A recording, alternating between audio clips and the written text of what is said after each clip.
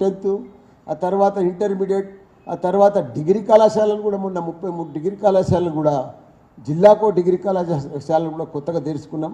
ఇవన్నీ కూడా గురుకుల పాఠశాలలు కూడా అప్గ్రేడ్ అయితే పీజీ వరకు కూడా ఇవన్నీ కూడా చేసుకున్నాం. కానీ అదే మాదిరిగా 10,000 కోట్లు పెట్టి మనము బస్తీ దవాఖానలు కానీ ఖాళీ మా బేడ్చల్ జిల్లాలోనే 110 బస్తీ దవాఖానలు ఓపెన్ చేసుకున్నాం మేము.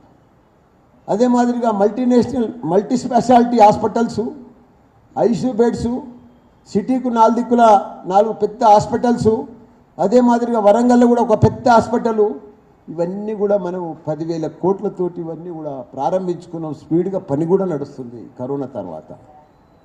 దానికి తోడు 7,300 కోట్లు పెట్టి మనము గవర్నమెంట్ స్కూళ్ళు, జిల్లా పరిషత్ స్కూల్ అన్నీ కూడా కిచెన్ షెడ్లు కానీ, ఫర్నిచర్ కానీ, కంప్యూటర్లు కానీ ఇవన్నీ కూడా చేసుకొని ఆ ఫండ్స్ తోటి మనం అన్నీ కూడా స్కూల్స్కు, ప్రైవేట్ స్కూల్కు ధీటుగా మన స్కూళ్ళన్నీ కూడా మనం బ్రహ్మాండంగా చేసుకున్నాము.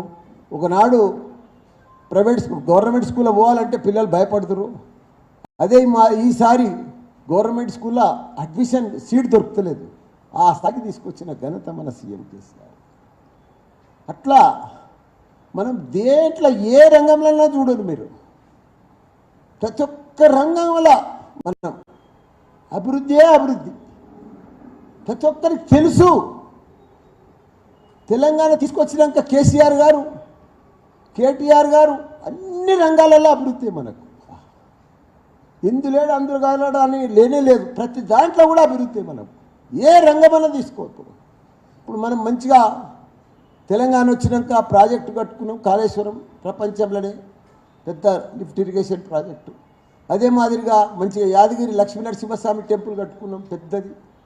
టెంపుల్స్ అన్నీ కూడా అభివృద్ధి చేసుకున్నాం. తెలంగాణ టెంపుల్స్ అన్నీ కూడా మంచిగా అంబేద్కర్ విగ్రహం పెట్టుకున్నాం, పెద్దది, భారతదేశంలోని పెద్ద విగ్రహం.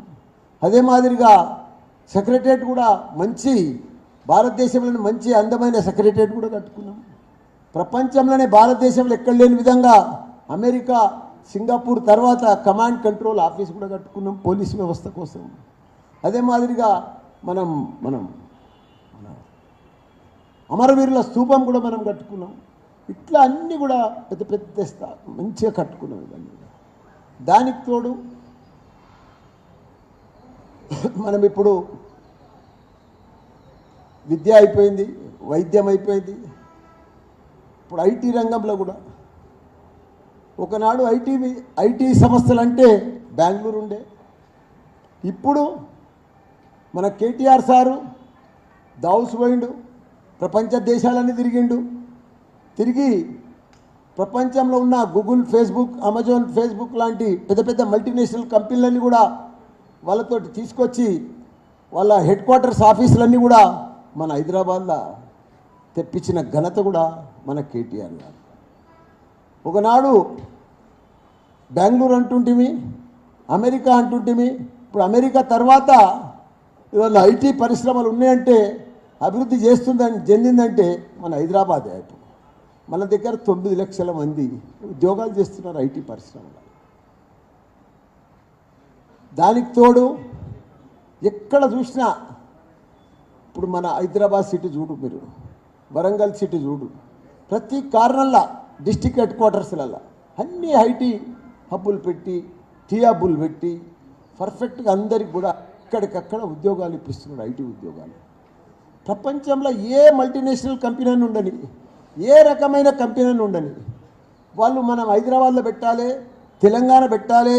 ఇక్కడ ప్రశాంతత ఉన్నది, పోలీస్ భద్రత ఉన్నది, మనకు సానుకూలం ఉంది, టీబీ పాస్ మంచిగా పర్మిషన్లు ఇస్తున్నది, వాళ్ళు గవర్నమెంట్ కూడా మంచి సహకరిస్తుందని చెప్పి ప్రపంచంలో ఉన్న పెద్ద పెద్ద మల్టీనేషనల్ కంపెనీలు ఏ బిజినెస్ అయినా ఇక్కడ హైదరాబాద్లో చేసుకోవాలి, తెలంగాణలో చేసుకోవాలని వాళ్ళందరూ వస్తూ ఉన్నారు.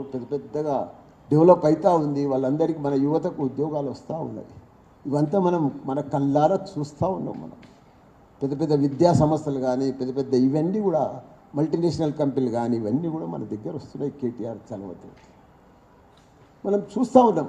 ఇట్లా పోతూ ఎట్లయిపోయిందంటే హైదరాబాదు, ఒకనాడు హైదరాబాద్ అంటే తెలంగాణ అంటే వలసపోతుండే. పాలమూరు కానీ వీళ్ళంతా సూరత్కు పోయి బాంబేకి పోయి అక్కడ పోయి ఇక్కడ పోయి పని చేసుకొని దుబాయ్కి పోయి అక్కడ పోయి పని చేసుకుంటారు మన తెలంగాణ బిడ్డలు. ఈనాడు అవసరం లేదు. 15 రాష్ట్రాలలోకి వెళ్ళి మన తెలంగాణకు 25 లక్షల మంది ఉపాధి కోసం వచ్చి పని చేస్తున్నారంటే అది అభివృద్ధి కాదా? అది డెవలప్మెంట్ కనిపిస్తలేదా? ఆ 25 లక్షల మంది ఎందుకు వస్తున్నారు? 15 రాష్ట్రాలలోకి వెళ్ళి ఎందుకు వస్తున్నారు? వాళ్ళకు ఉపాధి దొరుకుతుందనే కదా, వాళ్ళ రాష్ట్రంలో ఉపాధి లేదనే కదా మన తెలంగాణకు వస్తున్నారు.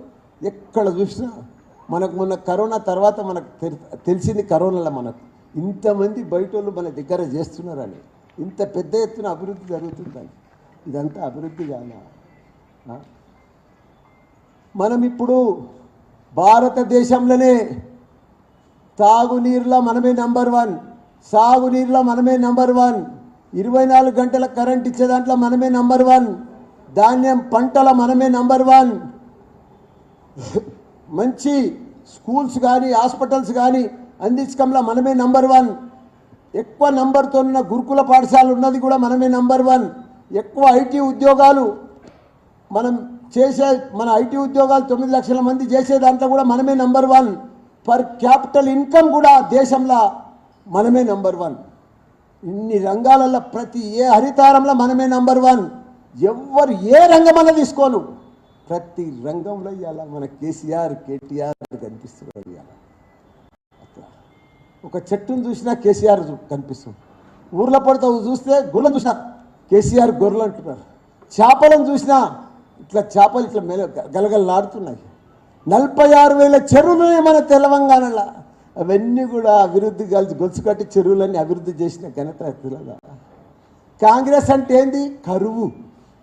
కాంగ్రెస్ అంటే ఏంది? స్కాము. కేసీఆర్ అంటే ఏంది?